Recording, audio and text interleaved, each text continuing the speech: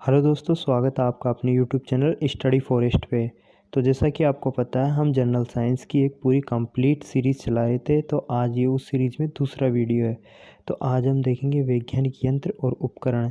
तो इसके अंदर पहला आता है अपना ऑडियोमीटर। तो ऑडियोमीटर क्या करता है?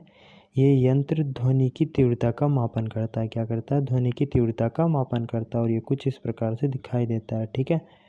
अगला है एनीमोमीटर।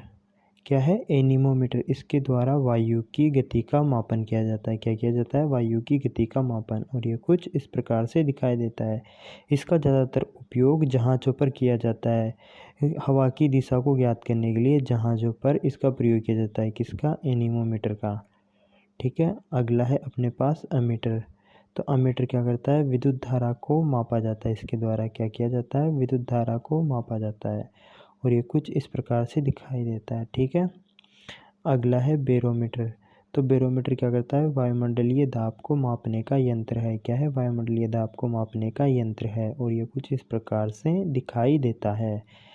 अगला है क्रोनोमीटर। क्या है? क्रोनोमीटर। क्रोनोमीटर का उपयोग किस में किया जाता है? जलयानों में किया जाता है। किसके लिए?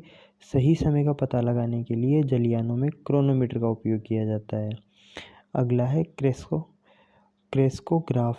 क्या? क्रेस्कोग्राफ है। इसका प्रयोग पौधों की वृद्धि का मापन करने में किया जाता है। किस में किया जाता है? पौधों की वृद्धि का मापन करने में। ठीक है। अगला है फेदोमीटर। ये एग्ज़ाम में बहुत बार पूछा गया है फेदोमीटर। इसको तो आप रट ही लो। तो इसका प्रयोग किसके लिए किया जाता है? समुद्र की गहराई को मापने में। किस में? समुद्र की गहराई को मापने में। और ये कुछ इस प्रकार से दिखाई देता है। ठीक है। अगला है गाइगर मूलर काउंटर। तो गाइगर मूलर काउंटर क्या करता है? किसी भी रेडियो एक्टिव पदार्थ होता है, उससे निकलने वाली विकिरणों की गणना के लिए किसका प्रयोग किया जाता है? इस गाइगर मूलर काउंटर का प्रयोग किया जाता है। ठीक है। अगला है हाइड्रोमीटर। क्या है? हाइड्रोमीटर। हाइड्रोमीटर का प्रयोग द्रवों का अपेक्षित घनत्व ज्ञात करने में किया जाता है। किसका? द्रवों का अपेक्षित घनत्व ज्ञात करने में। अगला है हाइग्रोमीटर। एक पीछे वाला था हाइड्रोमीटर और ये है हाइग्रोमीटर। ठीक है। तो हाइग्रोमीटर का उपयोग वायुमंडल की आर्द्रता का मापन करने में किया जाता है। और ये कुछ इस प्रकार से दिखाई देता है। तो आप इन दोनों में कभी कंफ्यूज होता ना, हाइड्रोमीटर और हाइग्रोमीटर। ठीक है।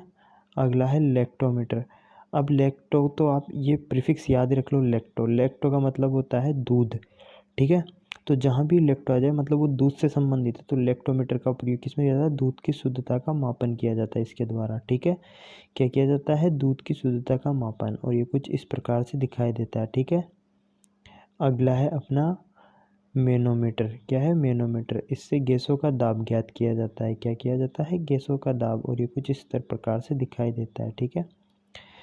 अगला है पेरिस्कोप। पेरिस्कोप मुख्यतः किसमें? पनडुब्बियों में इसका प्रयोग किया जाता है। इसकी सहायता से क्या किया जाता है? समुद्र की सतह का आकलन किया जाता है। ठीक है। इसको पनडुब्बी की आंख भी कहते हैं। क्या? पनडुब्बी की आंख किसे कहते हैं? पेरिस्कोप को। ठीक है। अगला है पायरोमीटर। जैसे लेक्टोमीटर में लेक्टो था, उसी प्रकार पायरोमीटर में पायरो है। तो इस पायरो शब्द का मतलब क्या होता है? इस पायरो शब्द का मतलब होता है उच्च ताप। क्या? इसका मतलब होता है उच्च ताप। ठीक है। तो ये उच्च ताप का मापन करता है। किसका? उच्च ताप का मापन करता है, जैसा कि आप डायग्राम में देख सकते हो। ठीक है। अगला है रेन गेज।